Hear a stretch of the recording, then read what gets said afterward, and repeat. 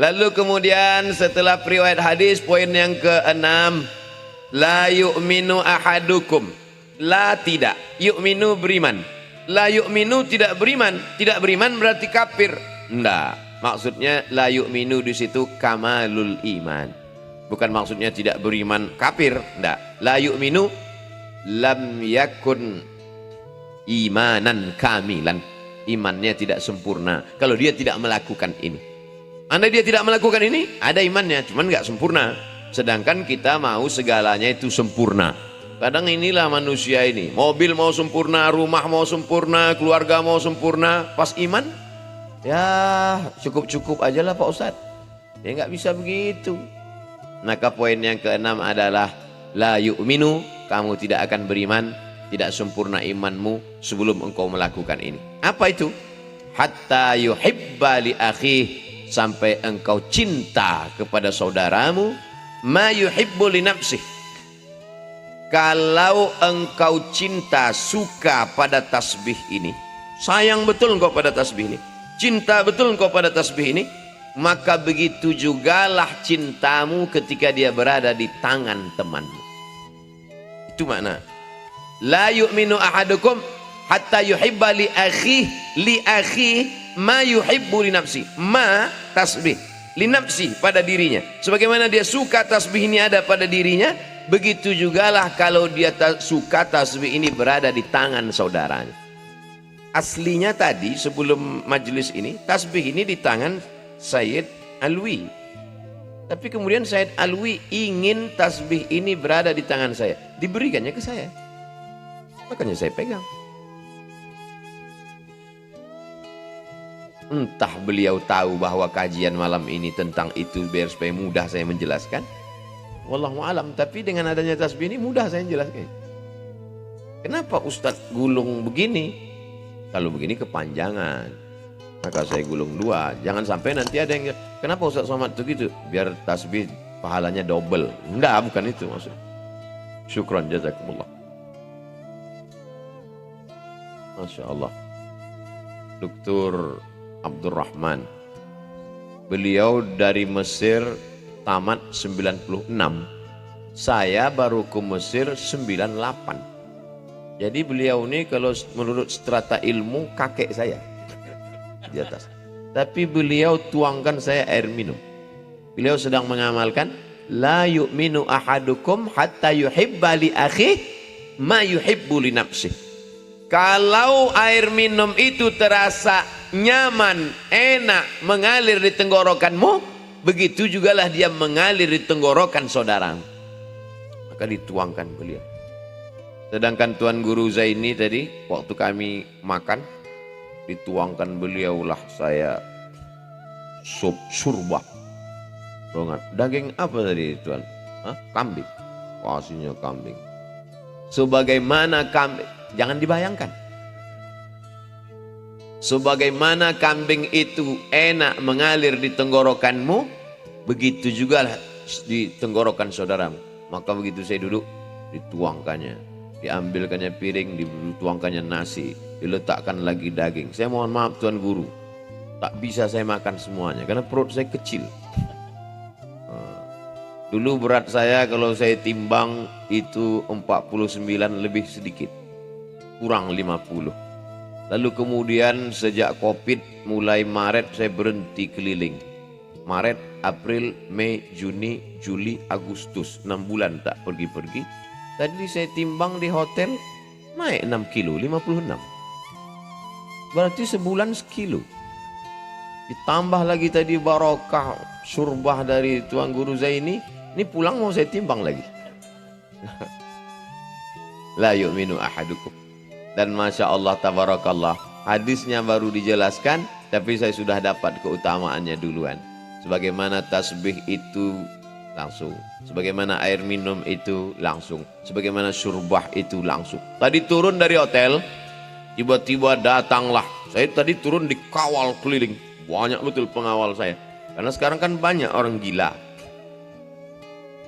Walaupun di Samarinda nggak ada. Pas saya turun di lantai bawah, tiba-tiba datang orang rambutnya panjang. Datang rambutnya pengawal nggak ngasih dekat. Nggak boleh.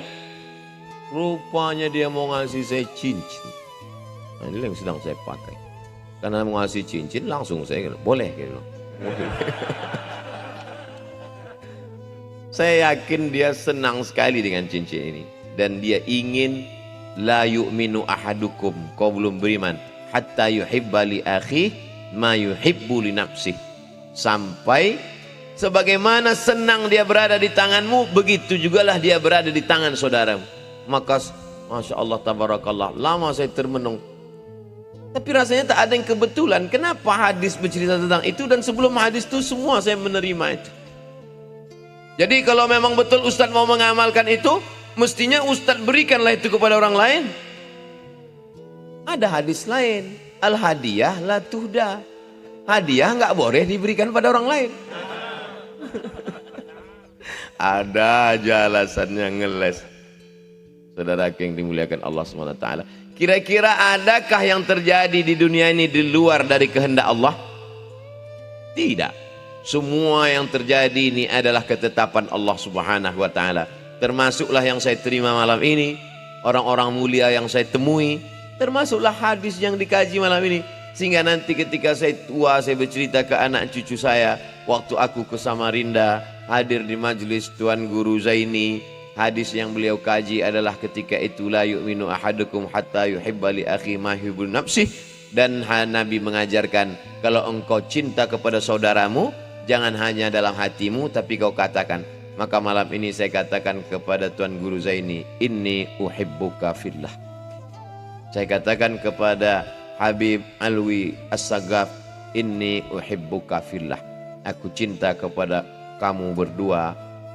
Ulun cinta kepada pian karena Allah Subhanahu wa ta'ala. Mudah-mudahan karena cinta itu pula lah kita akan dibangkitkan bersama nanti.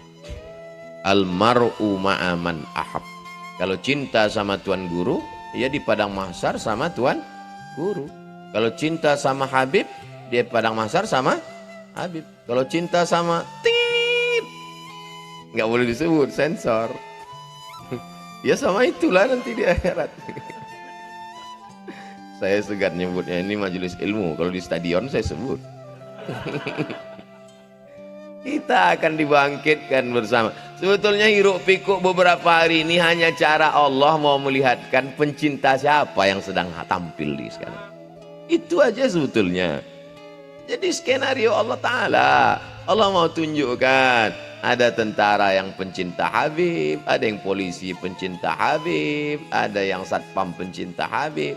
Dan insya Allah di akhirat nanti akan bersama dengan Sayyidina wa Habibina wa Maulana Muhammad sallallahu alaihi wasallam. Kemudian yang terakhir, yang ketujuh. Kenapa sampai 7 Pak Ustadz? Tawaf 7 kali, habis itu tahallul. Hari juga cuman sampai 7. Abdul Somad ada aja alasannya. Yang ketujuh, bahwa majelis ilmu itu majelis mendatangkan turunnya rahmat dan barokah. Majtama'a qaumun, sekelompok orang berkumpul. Lalu kemudian apa yang mereka lakukan? Yatsluna kitab Allah, membaca kitab Allah. Dan kata surah, para penjelas hadis, yang dimaksud kitab Allah itu bukan hanya Al-Quran, tapi kitab-kitab yang menjelaskan tentang risalah Allah. Termasuklah kitab hadis, kitab fikih, kitab akhlak, kitab tasawuf, kitab aqidah. Nazalat alaihimus sakinah, diturunkan Allah ketenangan ke dalam hati. Makanya kalau ada yang di majelis Darul Fatah ini ada yang ketiduran, itu menunjukkan hatinya tenang.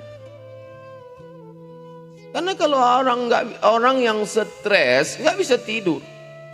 Orang sampai makan obat tidur biar supaya bisa tidur. Nama penyakitnya insomnia. Dia begitu ngelihat Ustadz langsung tertidur. Itu kan menunjukkan ketenangan yang luar biasa. Nazalat alaihimus sakinah. Yang kedua, wasyat bihimur rahmah. Mereka diliputi rahmat Allah. Dan kita masuk surga itu karena rahmat. La yudkhilal jannata ahadakum amaluhu. Tidak satu pun di antara kamu masuk surga karena amalnya. Wala anta ya Rasulullah, wala ana. Illa ayyataghammadani Allahu bi rahmatih. Dan yang ketiga adalah haffat bihimul malaikah. Bersama kita malam ini hadir para malaikat-malaikat. Yang nggak percaya kepada malaikat, ya nggak apa-apa. Mana malaikat itu? Kalau memang ada malaikat, cuma dia? Mana? Tenang aja, nanti datang juga. Malaikat maut pasti datang menjumpai kau. Kau percaya tak percaya malaikat maut pasti datang. Hitler tak percaya malaikat maut, mati. Fir'aun tak percaya malaikat maut, mati. Memangnya kalau percaya mati, kalau nggak percaya nggak mati, nggak mati juga. Malaikat maut itu tetap datang kepada orang yang percaya maupun tak percaya kepada dia. Wa dzakarahumullahu fiman indah.